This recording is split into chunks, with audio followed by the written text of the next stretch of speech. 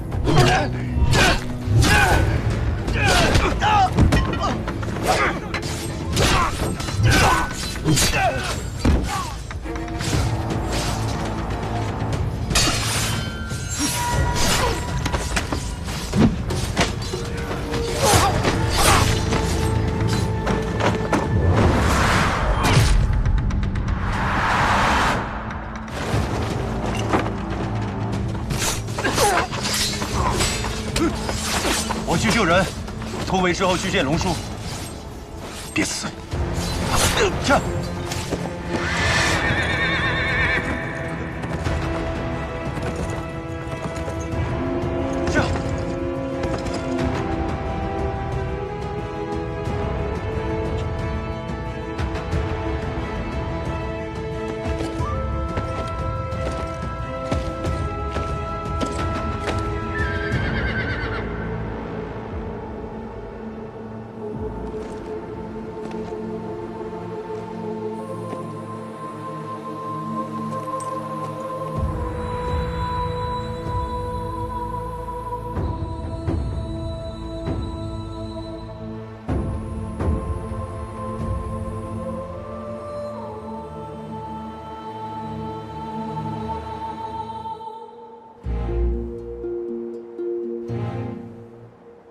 不管你去到哪里，都写信给我，让我知道你每一年都平安。只是想知道他每一年都平安，所以这些年来一直给他写信。看他一个人孤零零的，有一些可怜。这么多年一直写信，是想让他知道，有人在牵挂着他。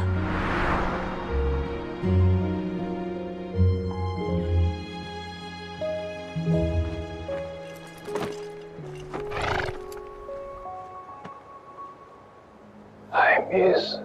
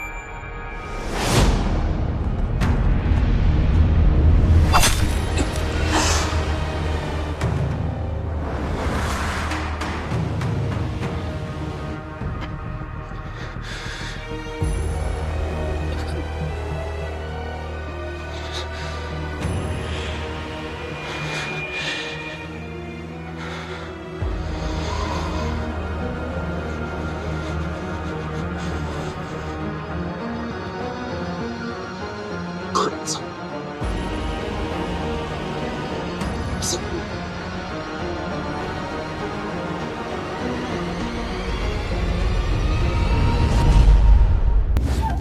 快！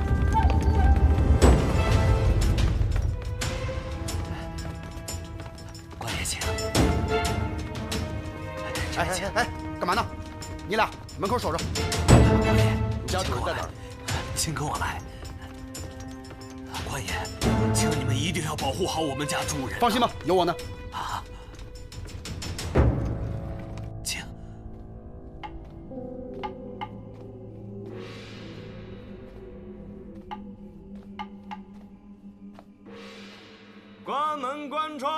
防偷，防偷！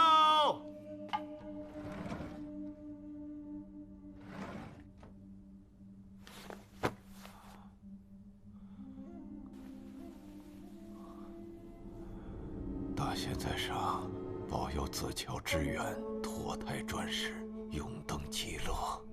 啊！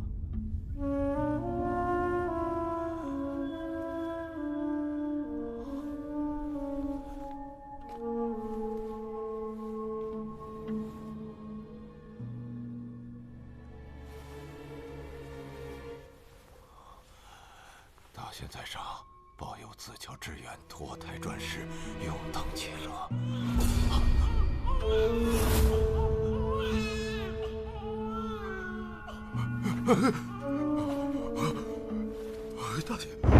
大仙老友，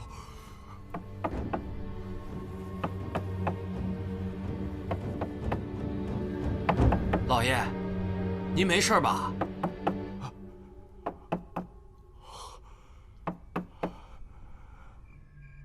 没事啊，没事。那您有事儿，您就叫我。好。二位官爷，辛苦了。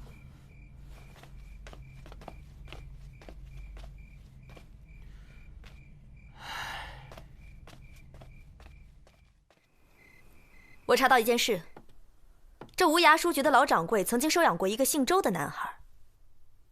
周家？难道是被害周家的后人？单知道一个姓，并不能确定男孩的身份。你可知道他名字？他叫周之远。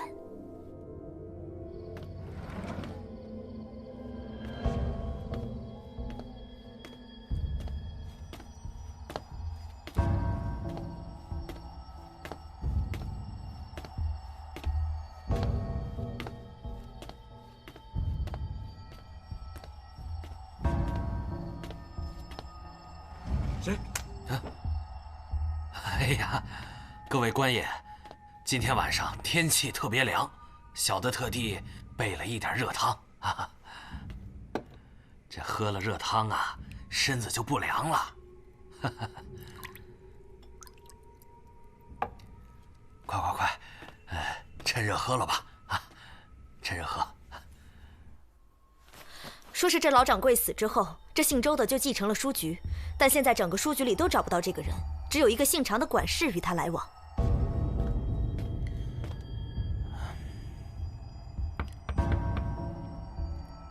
主人，是我来给您送鸡汤来了。进来吧。啊，是。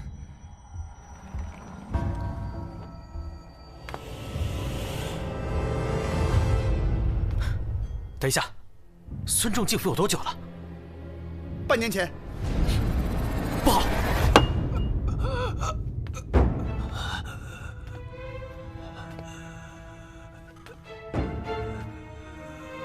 主人，您感觉怎么样啊？我有点头晕。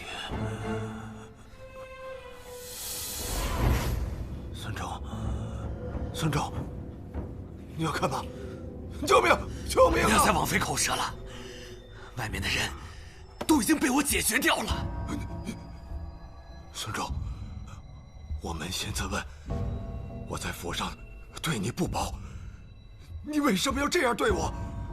陈有常，我今天非得挖出你这颗黑心不可。原来是你！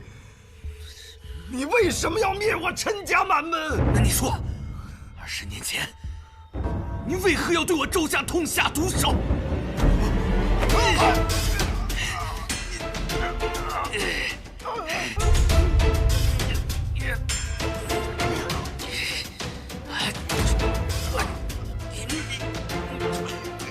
求你死！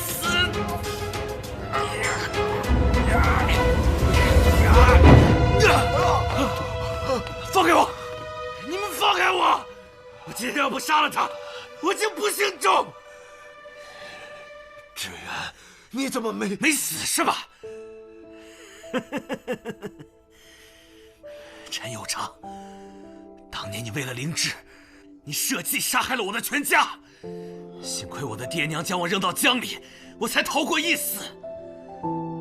后来被我义父捡到，把我抚养成人。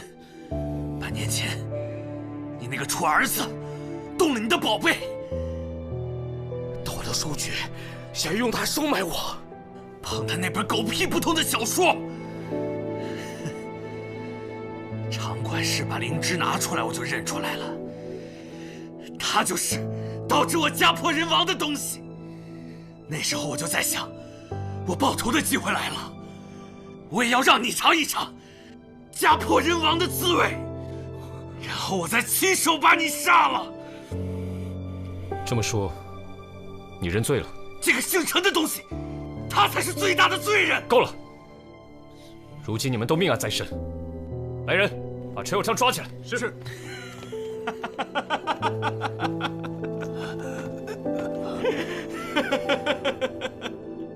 我敢做敢当，但是我没有想到，为什么你们偏偏在这个时候出现？你们为什么偏偏在这个时候出现？你一定很奇怪，自己究竟在哪里出了错误？其实，你每一步都是错的。事发当夜，你第一个进入犯罪现场，在那种情况下，若想查看死者腹部的伤情，绝无可能绕开血迹，而你却衣着如新，这就说明你一开始就存了心，刻意要摘除自己的犯罪嫌疑。另外，若按常理，死者中刀后，身前的血迹应该以腹部为起点呈喷射状态，然而现场并非如此，血迹走向均匀，可见是被杀后搬运至此，从腹部伤口缓慢流淌所致。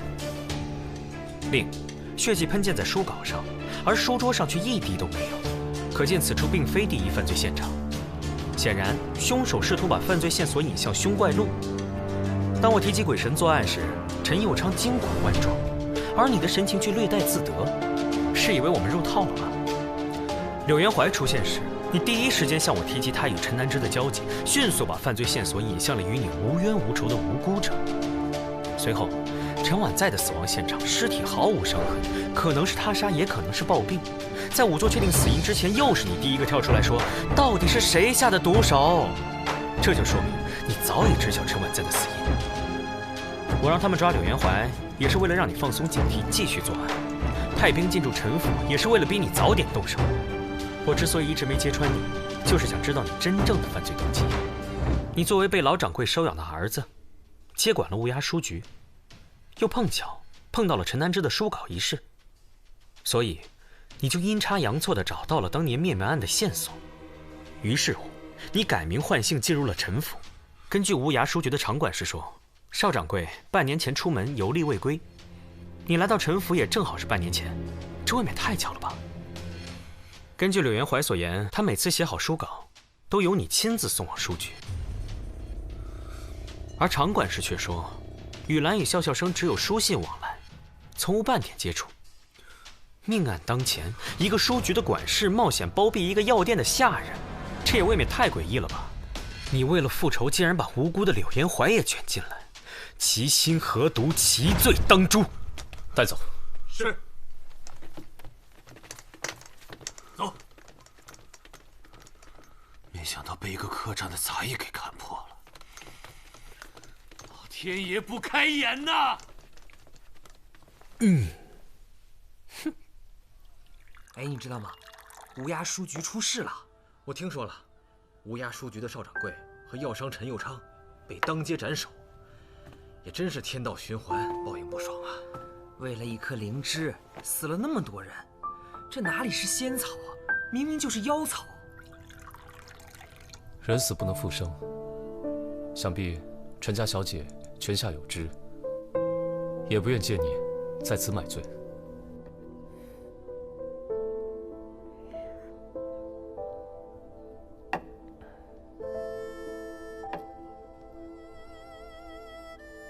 这些天陡生变故，我一时还没有回过神来。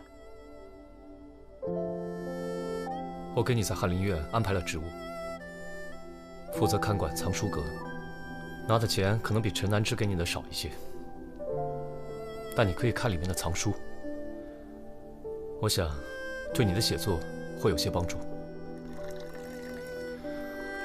真是要劳李大人费心了。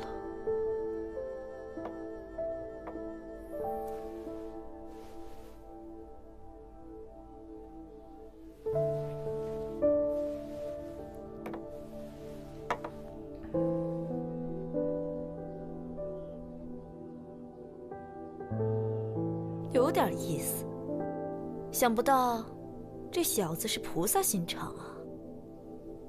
哟，看上了。有些人呢，只能远观，离得太近，小心把自个儿给烫了。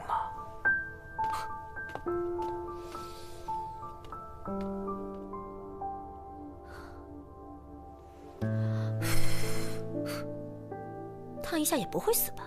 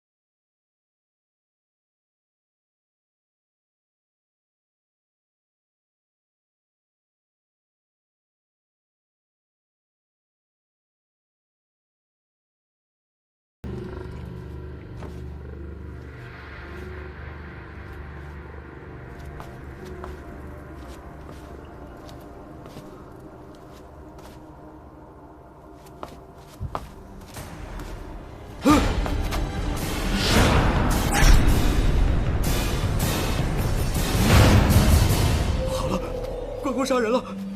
关公杀人了！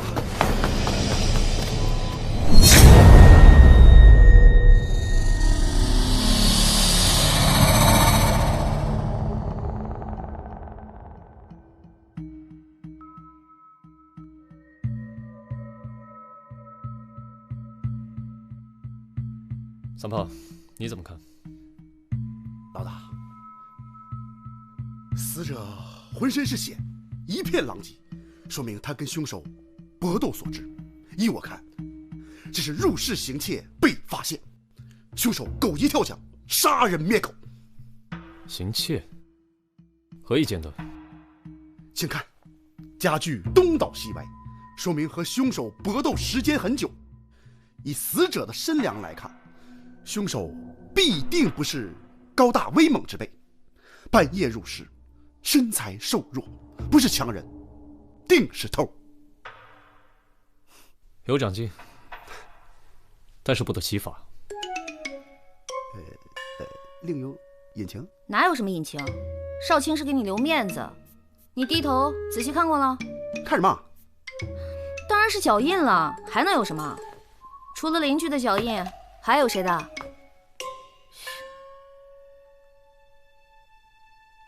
好像这刀……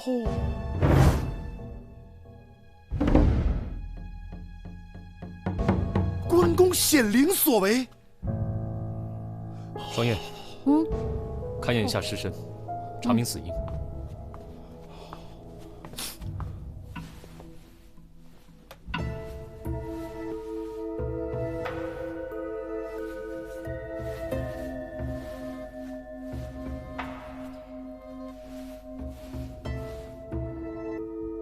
少卿，死者的指甲里面有大量的皮屑。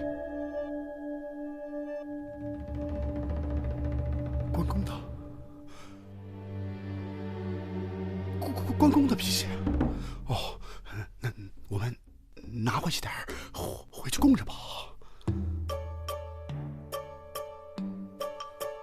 关公显的是肉身，还是法身呀？法身。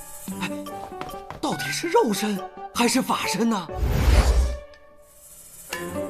这问都没用，这不明摆着吗？肉身。不，我说的是，凶手与他搏斗的时候被抓伤，那不就好办了吗？这些皮屑不一定是凶手的，就算是凶手的，也不全是。你们看，他的颈部有大量的抓痕，他抓伤的很有可能只是他自己。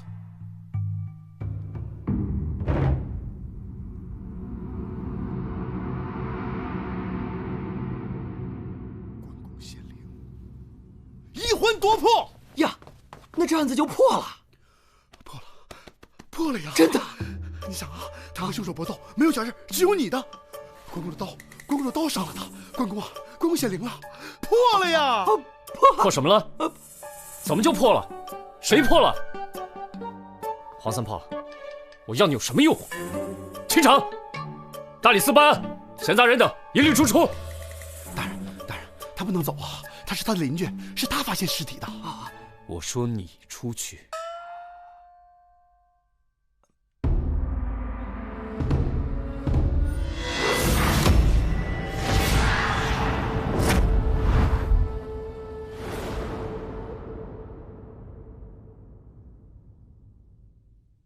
按武得律，这杀人罪按律当斩，知情不报以从犯论处。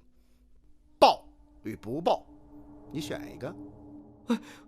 官人饶命啊！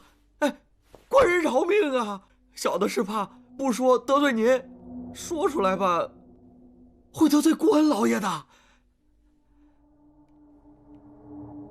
我们老爷可比关老爷不好惹啊！那小的说。昨天夜里，小人都已经睡下了，突然听到隔壁苏秀在家里有桌椅被撞倒的声音。小人本以为是他家娘子回来了，俩人又吵架了。小人就想着去看看热闹，不是去劝劝架。他娘子人呢？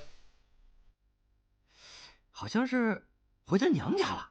他二人经常吵架吗？没错，经常吵架。从什么时候开始的？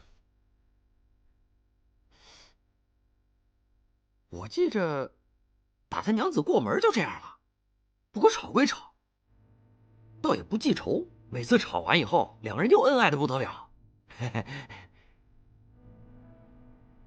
接着说，你出来的时候都看到了什么？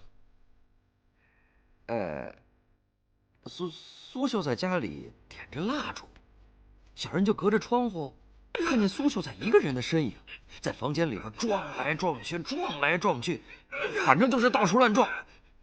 这房间里也没有别的人呐。现在想起来，还是这位官人说的对，是被关老爷附体了。你看，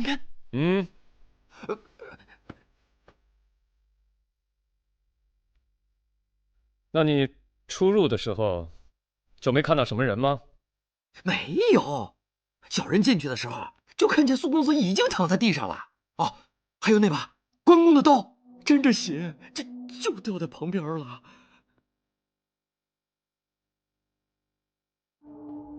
对，就是这把，对，就是这把刀。先下去吧。谢谢官人，谢谢官人。老大，我调查过了，这个苏秀才呀，只是读过些书，弄些酸文假醋的事情，也没有考上个秀才。所以说这大伙儿开始只是挤兑他，管他叫秀才，叫着呀，也就叫开了，啥也不是。他一个读书人，在家里供关公干什么？这个苏夫人啊，是赵校尉的独女，是习武世家，所以说呢，这供关公啊，可能是从他娘家带过来的习惯。通知过苏夫人了吗？我已经让人去了。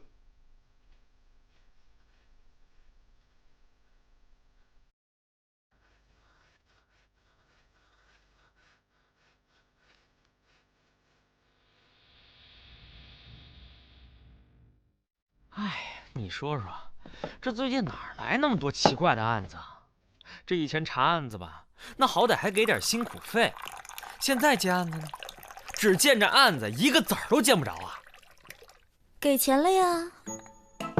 所以呢？在我这儿啊。我没了。没了。你要这样想，你呢就是无业游民，之前呢也没有工作，你呀除了吃还要住，所以呢你帮我工作，我给你提供这些非常公平。但是你现在没有工作。可是我从来都没有说过拿那些钱去付这些吃喝。再说不是说好了要两人分账吗？按照你那种分账的方法呀，老娘这店早就被你吃空了。这赔本买卖我不做了，你自己跟他们解释去，就说我不在。四娘，萨摩人呢？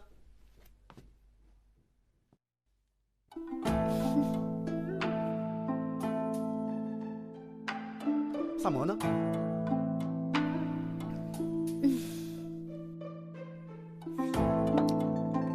萨摩呢？哦。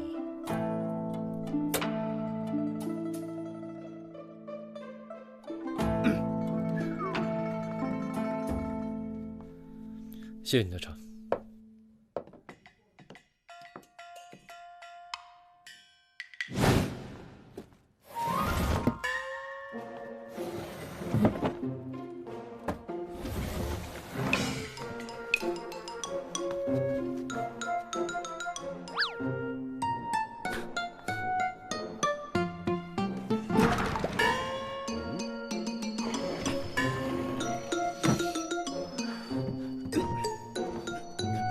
哎！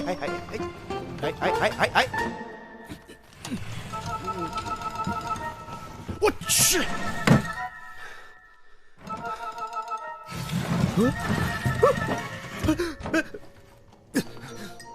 既然人已经找到了，那咱们就出发吧。去哪儿？办案。不是已经办过了吗？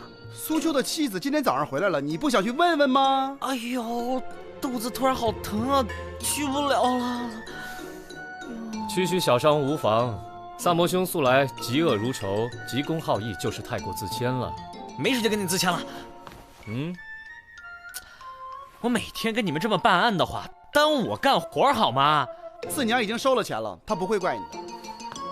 为什么不能直接给我呢？给都给了，不好往回要的。那银像什么味儿啊？还有上次的钱，你这怎么叫见利忘义？你把我给卖了你！喂！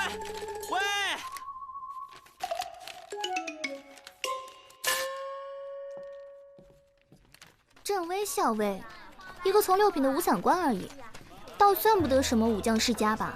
散官也是大唐命官。那赵校尉是个攀援富贵之人，怎么会让自己的女儿嫁了个考不上秀才的穷小子呢？哎，说的一点没错。我听说啊，因为这个事儿，赵校尉的女儿已经跟他断绝了父女情。为什么？听说这赵校尉啊，妻妾不少，却只生了这么一个女儿，取名思南。因为没有儿子能替他博些军功呢，所以便想嫁女联姻，攀个权贵。因此打小啊，对这女儿特别宠爱，都给惯坏了。嫁女联姻，这也太狠心了吧！就是，只怕你父亲也早有这样的打算吧。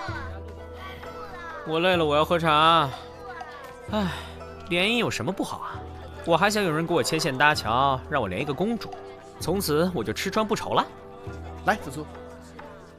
三胖，接着说。哦，对了，后来啊，这个思南姑娘就喜欢上了苏秋，非要嫁给他。可是这个赵校尉啊，死活都不让，非让她嫁给那个已经许了婚的人家。结果呢，这个思南姑娘就说她自己有了身孕，所以这个赵校尉啊就特别生气，从此给他赶出了家门，说今生再也不见。那他孩子呢？哎呀，假的，哪有孩子啊？这夫妻俩到现在都没个孩子。那按照邻居的说法，说苏秋娘子不是回娘家去了吗？最惨的就是这个，她不是回娘家了，而是被苏秋给休了。休了？休了？啊！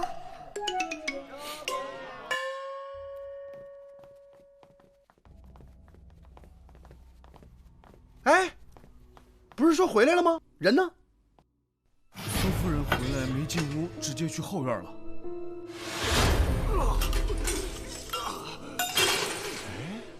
上后院去了，好像。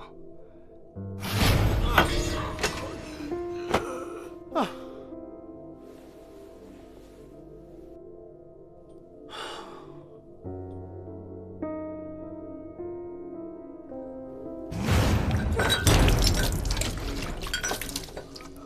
这个房间从昨天就一直这样吗？是。那这些杯子从昨天一直就摆在这儿吗？嗯。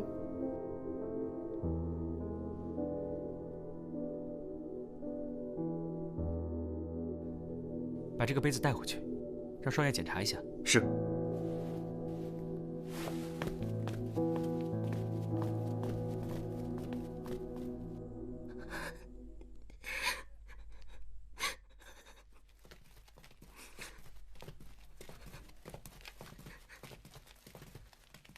你是苏夫人吗？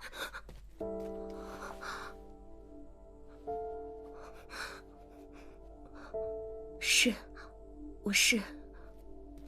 槐花，哎，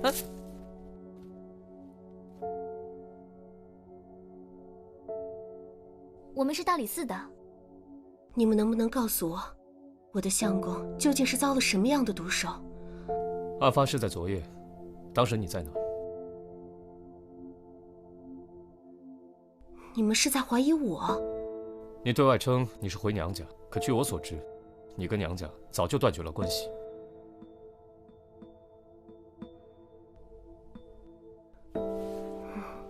我实在是无处可去了。昨天夜里，我一直在大安坊一家叫齐信阁的客栈里。三胖，你去齐信阁核实一下。是。哎呦，那你们是？为什么要闹到让他休了我？苏秋他和有妇之夫私定了终身，他为了讨那女人欢心，才狠下心来休了我。我不像他，我这一生只爱了他一个。这棵树有什么特别的吗？这株花木是我刚嫁给苏秋的时候，和他一起种下的。那时候的小树苗都已经长这么大了，如今花木还在，可他的性命，还有我们之间的感情，再也回不来了。嘿。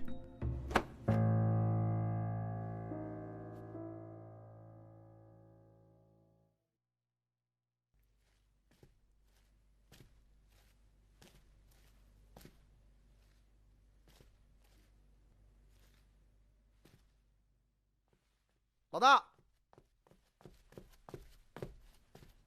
我找齐信阁掌柜问过了，昨晚赵思南确实住在那儿。一直没出来吗？是，夜里一个人叫了一桌子菜，边哭边喝酒来着，怎么劝都劝不住，还招来一帮图谋不轨的小混混，还是老板亲自帮他出头。那女子的情况，你了解多少？她是个有风韵的女子。你跟她相识吗？是致远书斋的少奶奶。书斋？前段时间家里有些困难，苏秋就拿着她手里的几本古书去书斋卖。因为想卖个好价钱，她就时不常的去书斋，同掌柜的说话。几次下来，两人便相识了。那书斋的掌柜没有察觉吗？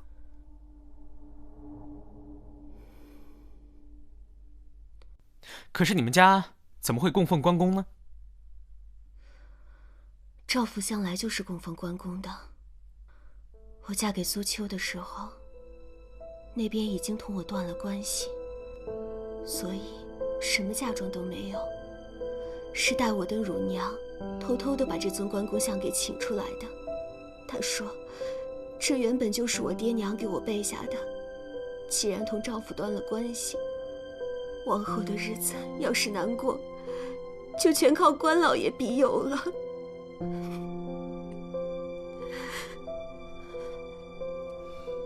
这么说，真是关公开了眼，帮你杀了负心人？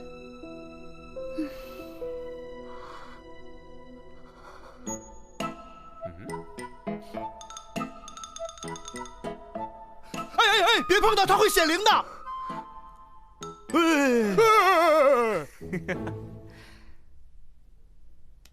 你们也都听到了哦，这回真是关老爷出马哦。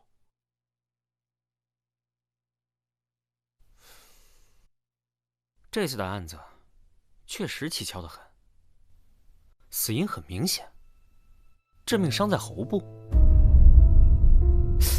可是又有人证明，当晚只有死者一个人。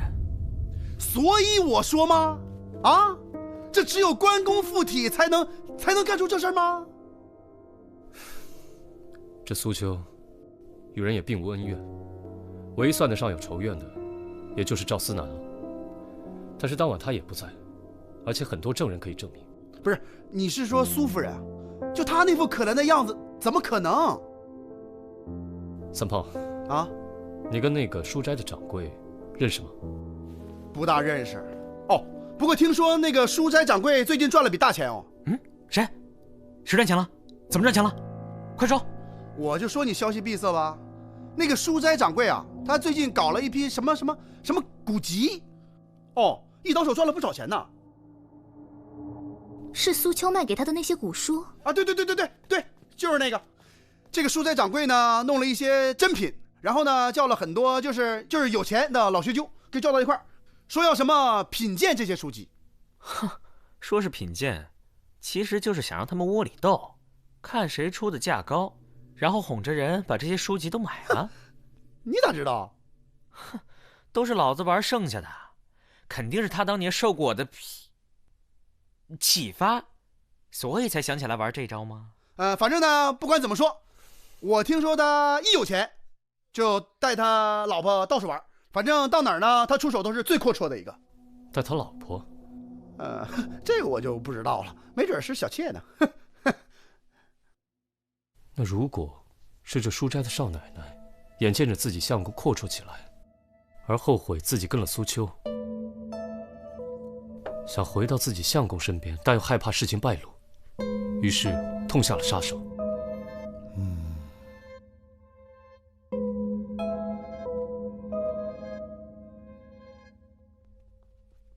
请。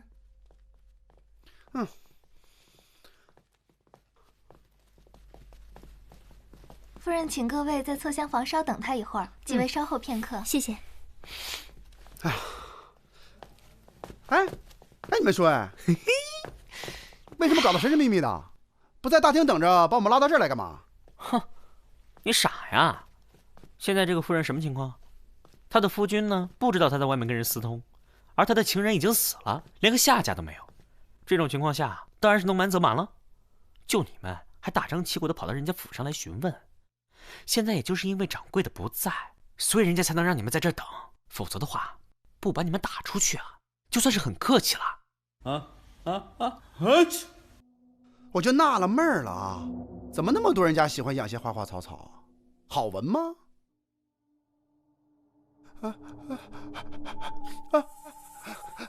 去！你打我干嘛？有蚊子叮你，我把你打死了，你不谢谢我？你打的比蚊子咬的疼多了。嘿！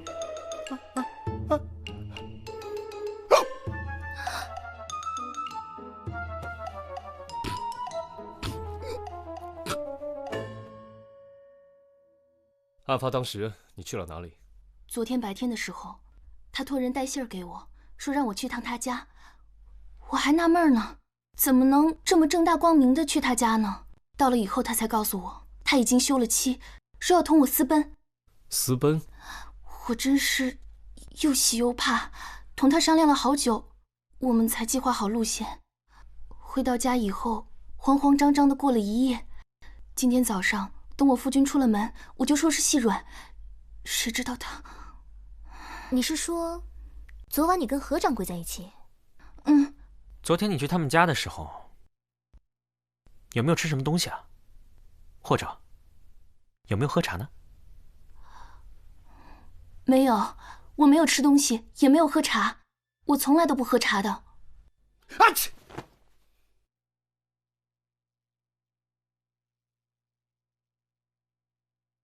验毒？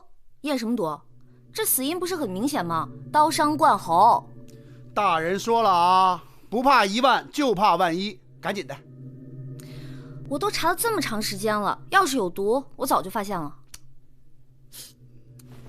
你再看看那喉咙、那嘴，再验一下。行。